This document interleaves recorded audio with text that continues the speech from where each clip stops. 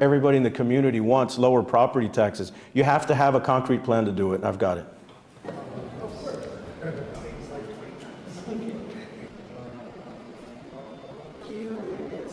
That the landlord must give the tenant, and then they can file the petition at a justice court.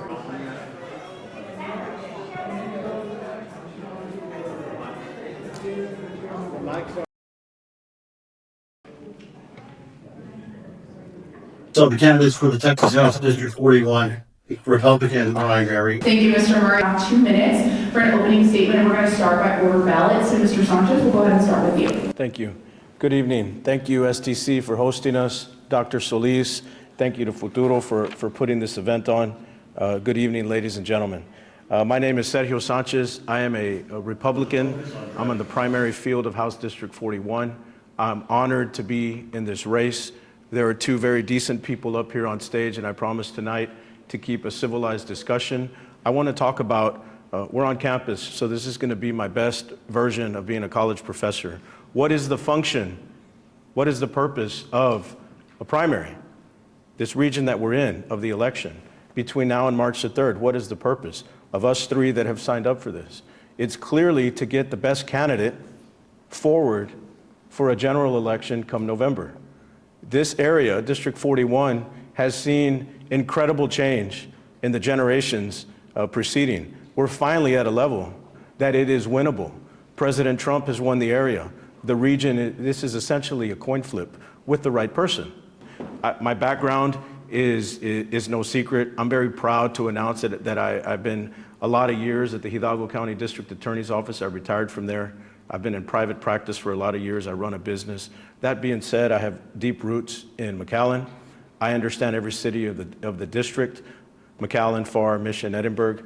I bring law writing experience, constitutional interpretation experience to the table. I put forward proposals regarding business. I put forward real proposals regarding the sanctity of life that I have seen has coalesced into a huge issue. I've put forward proposals to strengthen our gun laws. These are huge matters.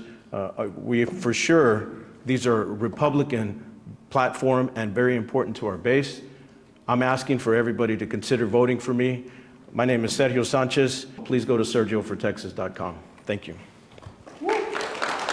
As freshman representatives, rarely will y'all be able to get one bill passed. On what bill or topic would you all be willing to spend your most time on? Yeah, let me start by saying I reject the assertion. And you've got the wrong person if you think I'm going to go to Austin to have the attitude that I'm not going to get anything passed. Day one, I've got bills ready to go regarding the sanctity of life. I want to set up an appellate version of review for the absolute worst thing that could happen in the state of Texas, abortion. The mother's life is at risk is the only exception to abortion. I want to have appellate levels of review, a 5-doctor panel with a degree of medical certainty to approve, and it must be unanimous that the original diagnosis was legitimate. I've spoken to doctors in the community. This is something that could be set up. We have the capability with these doctors. I reject the assertion that I can't get anything passed. I have every bit of eagerness and strength and background and the backbone to get things passed. It's going to be for the baby. District 41 covers several cities, as you all know, McAllen, Edinburgh, Farr. So how are y'all going to make sure that you address each of the community members' needs and stay connected with future constituents? So you're speaking to communication with each of the cities in the district, and that's key, or connection to each community. And I'm the only one up here that can say that I've worked or lived in each of these cities. Born in Edinburgh, the old Edinburgh Hospital right across the street from the little golf course, Ebony Golf Course. It's been torn down right there off of Freddie Gonzalez. Came back after law school, prosecuted at the district attorney's office. I worked there. The best years of my career were working there at the courthouse every day. I still go to the courthouse every day, and now I'm in private practice. Had my first law office there on the courthouse square, right off of Gano Street, literally right across the street from the courthouse, downtown Edinburgh. I've lived in McAllen. I've got skin in the game and paid taxes in this great city for 27 years. I've worked in Farr. I've lived in Mission at Dad's house. attended Our Lady of Guadalupe Church, Our Lady of Guadalupe Catholic School. I'm a product of each of these cities, and it's deep, deep connections, including to the elected leadership. So to speak to it is, one, it's a connection, and two, to have an open pathway of communication to each of these mayors, school boards, city commissions. What's best for the community? Well, it sure helps that you're there. Yes, we do need a Republican to win in November. The question is, who is the best candidate to go forward to have the chance? Thank you. Do you support or oppose expanding school vouchers in Texas? And how would your stance impact public schools in District 41 specifically? Yeah, so support the vouchers. However, they must come with safeguards. And the fear is that money is going to end up in someone's hands that knows how to manipulate the system. In my opinion, this money should be for the single mother that wants a better life for her children. Moms should be in charge. They get to decide. I 100% agree with that. That's for the lady that lives on South 23rd Street. That's for the lady that lives in Las Milpas or Lopezville. I believe the law should be targeted for that lady. But the fear is that money is going to go to the well-to-do family, that they're going to send their kids to Jesuit Strake or the high-to-do schools in downtown Houston. And there must be safeguards to prevent that spillage of money that's going to get into the hands of people that know how to manipulate the system, of people that don't need this money. It should go to these ladies that deserve it. The problem is it's not being accessed well enough. If it doesn't get access, it should not fall to the rich. It should go right back to the state and be repurposed to the lady that lives on Nicholson Avenue in Mission, or to the lady that lives in a rural area on the north side of this district. That's where that money should go to. I don't think anybody would have a problem with it, not even those well-to-do people. Thank you. We'll start with you, Mr. Sanchez. When it comes to public education, many school districts across the valley are having to consolidate due to a lack of funds and low enrollment. What is the solution to ensure that school districts in 41 can provide adequate education to students and keep their campus doors open? So there's some basic things regarding over-testing and how out of control this system has become. I've spoken to superintendents across the board, not just District 41. This affects every child in the state. They're on campus. Teachers are teaching for the next test, for the next star, for the next standardized test, and it's never ending. It has become a cottage industry. It has become a cash cow, no different than the prison complex is at the federal and the state level. There are private entities that make a lot of money on that system. There are private entities that make a lot of money on this testing system. I think most of that needs to be wiped out. The state should instill basic passage rates for children, but not this over-testing. It's a waste of money. I think the money should be distributed more equally to the districts. That would solve a huge problem. And this is not money that is ending up in the hands of district employees or of families. This is money that is going to corporate entities that are set up to make a profit on testing our kids and over-testing, and it's gotten out of control. Many students in our district are first-generation college-bound.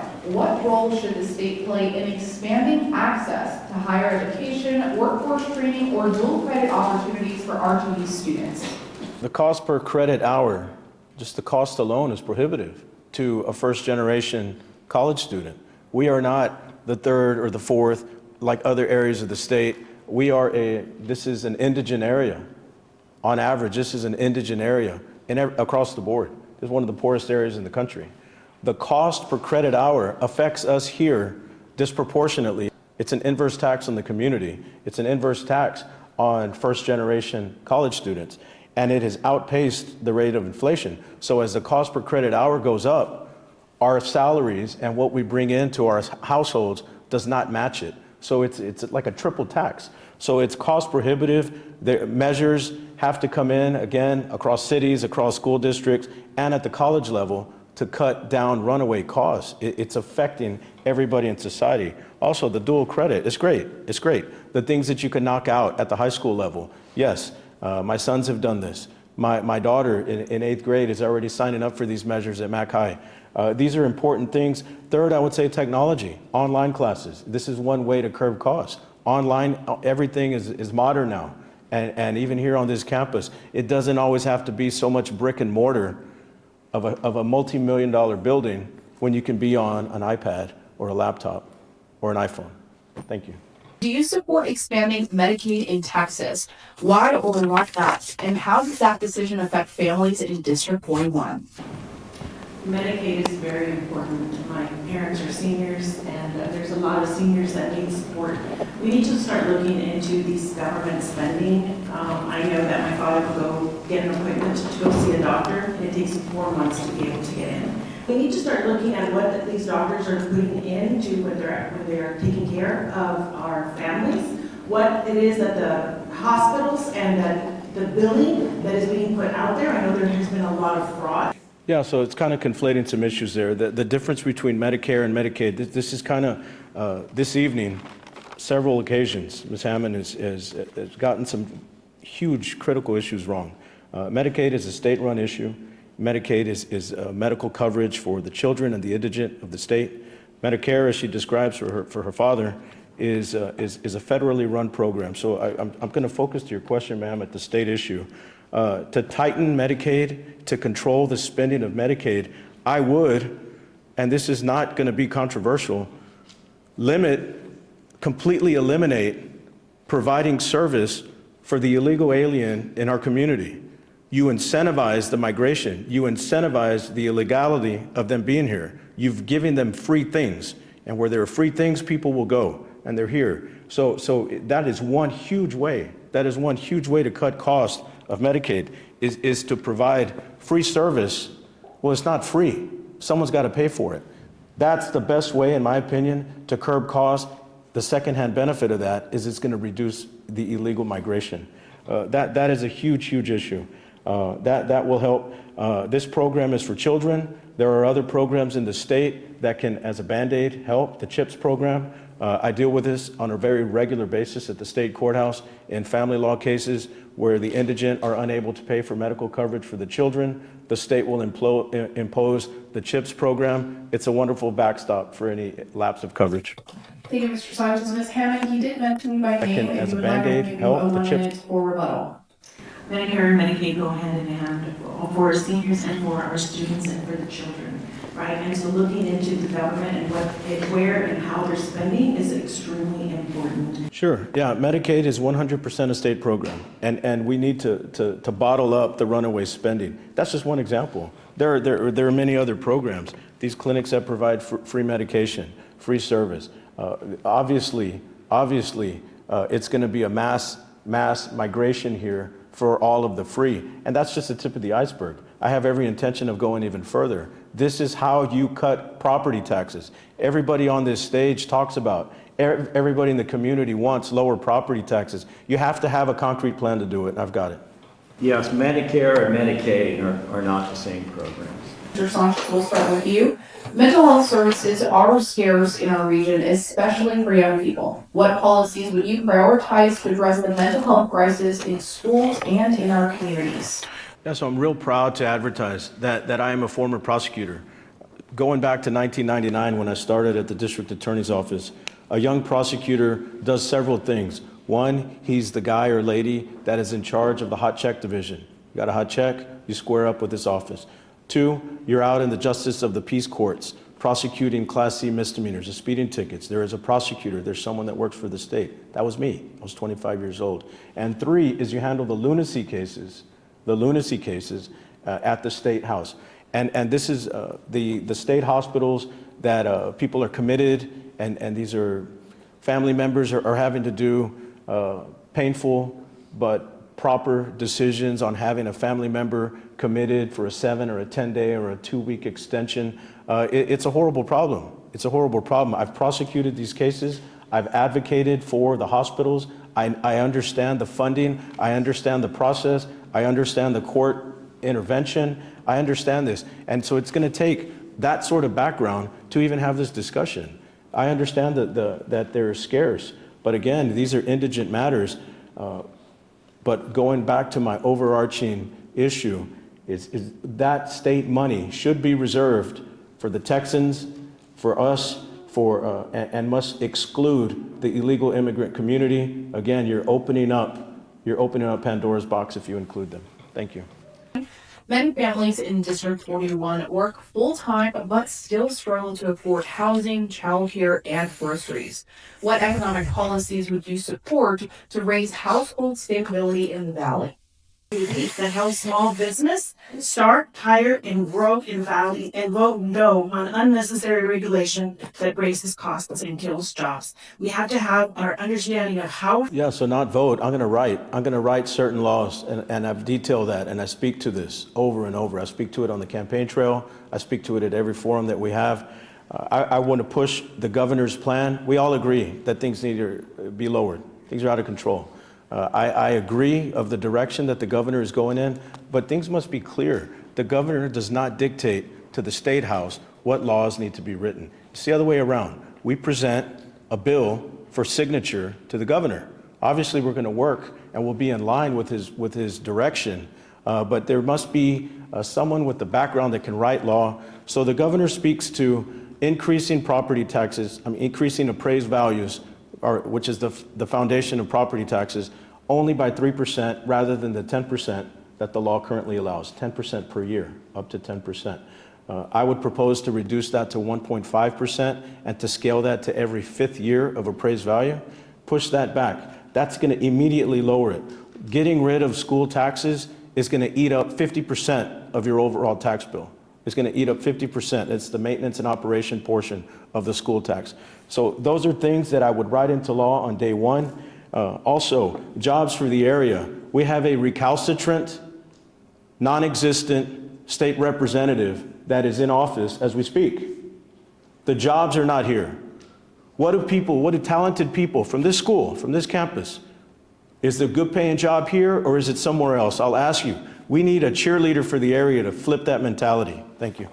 Thank you, Mr. Sanchez. The effects of tariffs, the impact of artificial intelligence on jobs, and inflation have all affected the national economy. What can state legislators do to protect consumers during these economically uncertain times? Yeah, so balancing budgets. This is nothing new for the state, and so balancing budgets.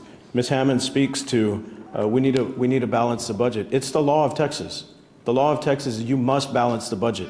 They cannot break session. They cannot end the quorum of the State House unless a budget is passed. You must get to a level of 0 on the budget of what is brought in by way of tax or sales receipt and what is going to be spent out. It has to be at 0. Thankfully, we're in a surplus right now in the area of billions because of great sales and because Texas is number one. It's an economic powerhouse, not only in this nation, but of the world. So you have to, it's a basic understanding of the way we run things in Austin. The balanced budget is law. This is not something to strive for. So this comes back to a basic not understanding of how things are run in Austin. This comes back to the Medicare, Medicaid issue on a discussion of abortion, conflating issues, describing expansion in the incident of rape or incest. Basic lack of understanding is something that will not go forward in November. I can promise you, I've been called a bully for pointing out the obvious in front of me. I can promise you Sebi Haddad will do the same. Thank you. I'm really glad you brought that up because that spending surplus, did you know that the money that they give out to the governments, they have to spend it or they won't get the same amount of the money next year? And so they spend it on frivolous things. How is that being allowed? When a government agency is receiving funding from the state of Texas, they should do what we as business owners do, turn around and put it into a savings or turn around and give it back to the state. Not spend it because then we're going to lose it and we're not going to get it. That's mistake number one. That's budgets 101 and that needs to get changed. Thank you. 30 seconds, Mr. Sanchez, if you would like clarification to follow. Sure. So carrying forward a surplus the way we have right now, what do you do with this money? Clearly, it must be reserved if we're going to eliminate the school taxes. That's what it's for. That's what it would carry forward for. You would hope to expand that number even larger. So that ties in to the economic question. That's going to tie into the franchise tax and my plan to lower that for all business in the state and my plan to raise the exemption from 2.65 million to 5 million, that companies would be exempt from paying that at all. Thank you. Moving on to the next section, this focuses on infrastructure, housing, and the environment. So, Mr. Sanchez, we'll start with you for this one. Flooding and aging infrastructure remain major issues in Hidalgo County. We all saw this back in March. Do you support state funding to address drainage, roads, and water systems in District 41? If so, how would you attempt to secure the necessary funds? So this gets to, again, the surplus. The surplus, ladies and gentlemen, is not going to be there to pay for every dream project in the state. I'm cognizant of that. I've spoken to the governor about these issues. I'm aware of this. But such things as basic necessities or in the colonia areas where we've had runaway developers developing land in areas that are in the flood zone, this is, in my opinion, criminal. That needs to be remedied. There are families that live in these areas. Obviously, the state should step in. But again, we can't, for something like that, yes, that is the quality of life. That is literally an issue, the possibility of illness and something like that on flooding. This is a quality of life for children. This is a quality of life issue for everybody in the community. A situation like that, yes, the state should step in because of the health crisis. Thank you. Affordable housing is increasingly out of reach for many families. What role should the state legislature play in addressing housing affordability in a fast-growing district like District 41? Thank you. If I could just add one last point on that last question regarding the flooding. Where we are in the world is unique. We're in a flood plain because of the river. Obviously, it's just a few miles south of us. So this creates not only a local issue or a statewide issue, but a federal issue.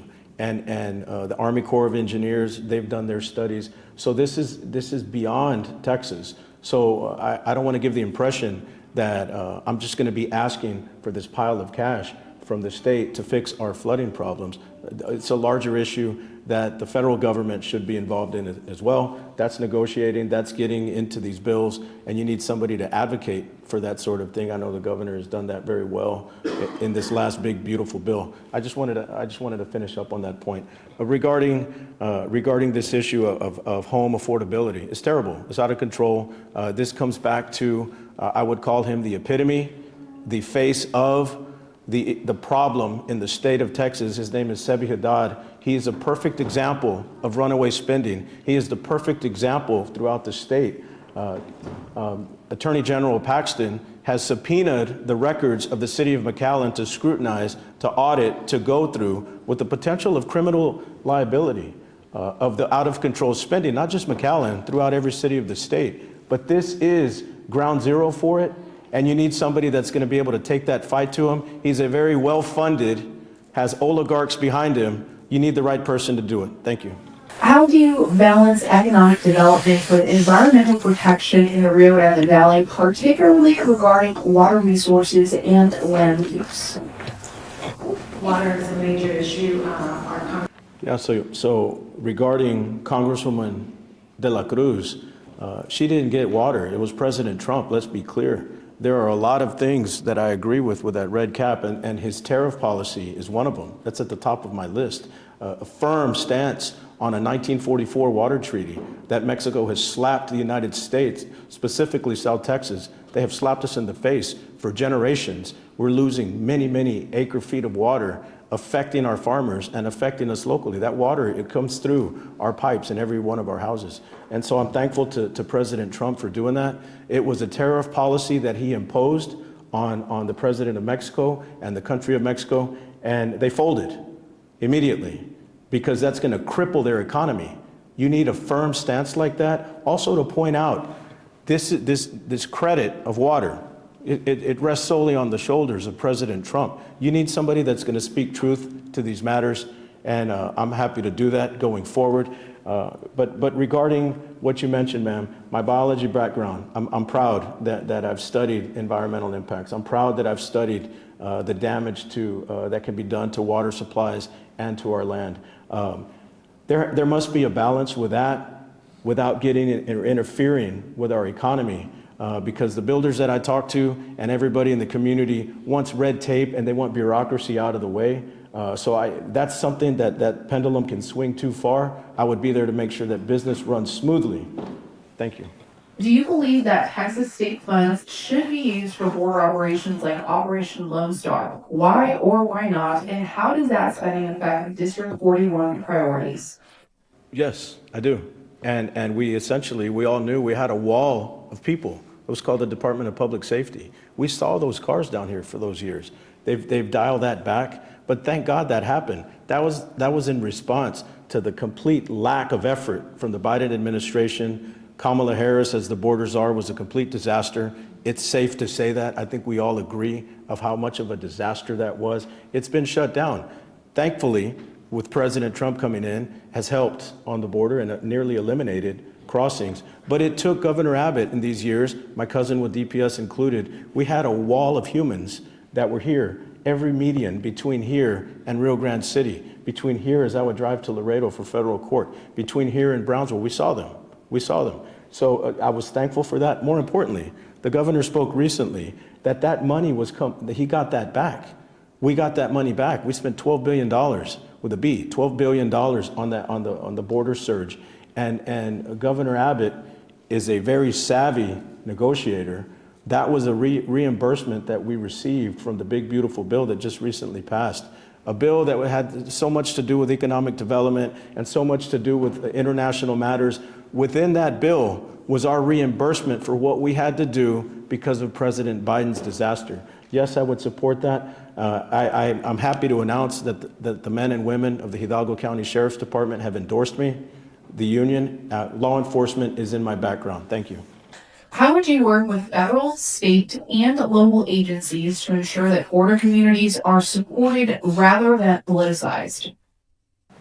I mean, this is my career, and it's shocking to hear someone say that the border is already secure. This is a never-ending process. That's like saying that we have solved the drug crisis. This is a never-ending crisis. There are things that get better, but we must be vigilant. You need somebody that understands federal. This is DEA. This is the Border Patrol. The wives of the Border Patrol were at an event of mine just recently, a group of wives. They have endorsed me.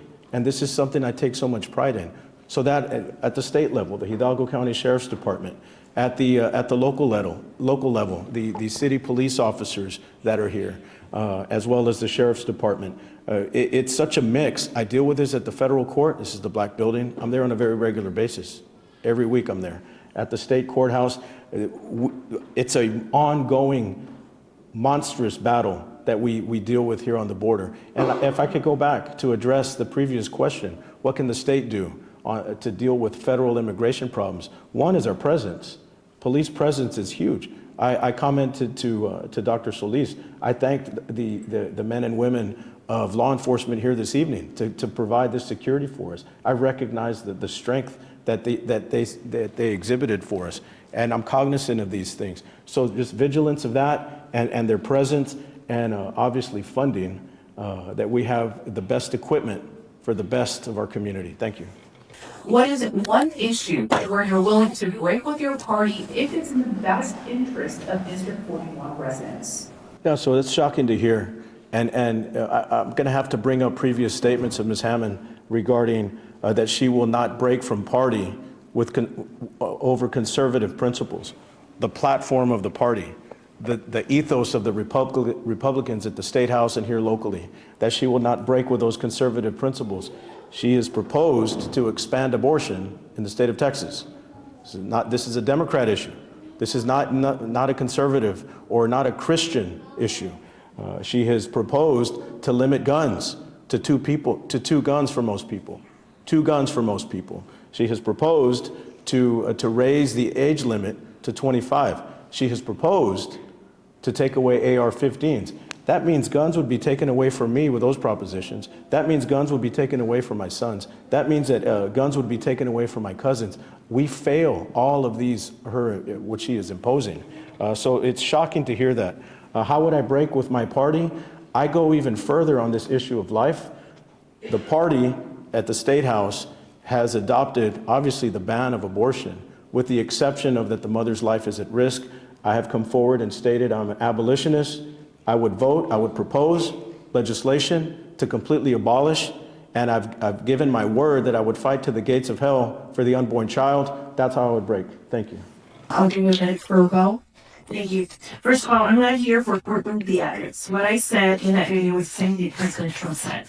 That in my viewpoint for abortion, it is for a woman's health and in cases of rape and incest. I didn't say I was going to oppose the bill. I just gave my opinion in the video. Second thing I said also in that video was I am a gun owner and that we support guns and we are pro-gun, and we were talking shooting at a school. So listen to the full clip. Don't take sound bites as theatrics in a courtroom to display your votes. Thank you. Thank you. Yeah, Kamala Harris said the same thing. I'm a gun owner, but she wants to take your guns. This is the way the discussion usually starts, or with the well-intended discussion of, I want to prevent the mass shooting, or I want to prevent the next school shooting, only to limit us, legal gun owners, law-abiding citizens, only to limit our Second Amendment rights. So I'm happy to have the full link there, unedited, there in its full glory for everybody to see. It's completely opposite. I can't imagine any Republican that would take on these positions. Mr. Sanchez, we'll start with you. So in a representative democracy, the most basic element is that people get to vote for their elected officials. In Texas and many other states, however, citizens do not have much control of the agenda. We do have referendums for proposed constitutional amendments, but we do not have initiative petitions, recall elections, or referendums to remove a piece of legislation. Do you support or oppose more citizen control of the agenda? Yeah, so taxpayer protectionism is a term that I've adopted. I speak to this. Similar to consumer protectionism at the national level, taxpayer protectionism is a complete reworking of how the state business is run. You check off a number of important matters there. Referendums need to go across to the individual communities of each school district, of each city, of each county. It should pass along the authority, an auditing process to the people. And obviously, I give an example of, at the school level, that we're going to raise $100 million, for example, to build a new football stadium for the city of McAllen. And that it's going to, and that should go to, that vote should go to the people. That should go to the people. I think that's an obvious example. I would propose to lower that threshold to $5 million. Any large ticket item over $5 million must be approved by the people. Thumbs up or thumbs down, it gives the authority back. It's a complete reworking. And imagine how things would be tightened automatically. Imagine the Sevi Haddads of the world, how they would rethink if they're facing a recall election, or if they're facing, you need permission from the community to pass that budget. They will automatically tighten the belt. So absolutely push across referendums, more and more, vote for the people. Thank you. There are limited options for public transportation in District 41. Do you believe there should be additional options? If so, what would you propose to help? So you must analyze the city centers. This area is different than downtown Houston. I get to court in downtown Houston. They have a light rail system there, up and down, north and south on Main Street, east and west on Franklin. I'm familiar with it there. That works for the downtown setting of Houston. That works. It doesn't exist here. And it shouldn't, in my opinion, because we're not set up that way. We are a driving community. Buses, vans, these things work. But I get to court in downtown Austin. And when I'm there, the Ubers, if you stay in the downtown area, are driverless cars, autonomous cars. As long as you stay in that area, obviously you're not going to get on the highway and get to the airport. It's a more traditional type of service. But to expand that, to study that, if you're going to stay in a certain region of the city with Uber, it makes sense to adopt and really just what's working in other communities and what would not work here. Clearly, subway system that we're going to dig tunnels is not going to work. Let's just be blunt. We're not New York City, and they were doing that 100 years ago, and we're not set up that way. That is clearly an urban area. We are a driving community. As you walk to the parking lot tonight, you will realize what I'm saying. Thank you. If state revenues decrease, would you vote to cut funding or raise taxes? If you choose to cut funding, which programs or projects would be affected? So respectfully, ma'am, I reject the premise of your question to give only two alternatives, that something must increase if something decreases. Well, funding and taxes, I understand the question, but there's one other component that you're not addressing, and that is you can raise more funding by lowering taxes. It generates an economic engine in the state. I'll give the example of the franchise tax. In 2024, there was a limit. The ceiling was $2.4 million. Any business that makes less than $2.4 million was exempt from paying the franchise tax. That tax is merely a tax for the permission of doing business in the great state of Texas. The next year, they increased that number to 2.65, so it included more businesses. Any business that makes less than 2.65 million didn't have to pay it at all. So what happened? Let's analyze the amount that was brought in. 7 billion was brought in the year 2024 when it was lower, and they increased the exemption, meaning more businesses paid zero. They increased it. The number doubled from 7 billion to what it is currently at 15 billion. So you can lower taxes and raise the pot. That is the point of what I'm getting at. So respectfully, I reject it that you must cut costs or that you must raise taxes, lower taxes, and get out of the way of business. Thank you. Mr. Sanchez, you can go ahead and start. The big issues that are facing this area, obviously property taxes. I have plans, concrete plans, not things that I'll vote for, but things that I will write into law, and I expect that they will be well received to the governor's desk and signed. That's one. Lowering taxes for small business is something that I'll be a champion for. Selfishly, I would say, I'll give myself as an example. If I had to pay zero on the franchise tax, I'm not gonna get a private jet. I don't make that kind of money. I'm not gonna get a huge ranch. I don't make that kind of money. But what I would do is hire another lawyer, and I would hire 2 more support staff. And then those people would end up getting mortgages. And this is how you build a community. And you do this in every city, for every small business throughout the state. And we all rise. This is a good thing. In addition, more money would be brought in. I give the example of lowering the franchise tax for those businesses. We doubled this surplus. I've studied the issue and I know how it doubled. We're all talking about this surplus. You must know the background of how you get there. So I also want to speak to some really great news that we received this past week regarding the Second Amendment, that I'll be a champion for our gun rights. I received the highest possible rating from the NRA Fund, the National Rifle Association Victory Fund, the highest possible ranking that you could get, an AQ rating. Nobody else in the field on either side, Republican or Democrat, even generated a grade. So I'm very proud of my background. It dovetails with my background in law enforcement as a prosecutor. It dovetails with that I'm receiving the support of federal, state, and local agencies jumping on board with this campaign. This is an organic campaign. I am funding myself in this campaign. Ms. Hammond has received $100,000 from an out-of-area lobbying firm. I haven't, and I won't. I'm funding myself, and something I'm very proud of. I'm getting $20 donations. That's a real person, that's a mother, that's a vote, and that's a family. Thank you. Thank you, Mr. Reyes. Make your voices heard by voting. Thank you. Good night. I'm working on also for Channel 5. I'm going to be assigned to this race. I do believe I have the number, but I wanted to triple verify. Would you be willing to do an interview? Because we use accurate. I'm sure you've seen it when it comes to the election time.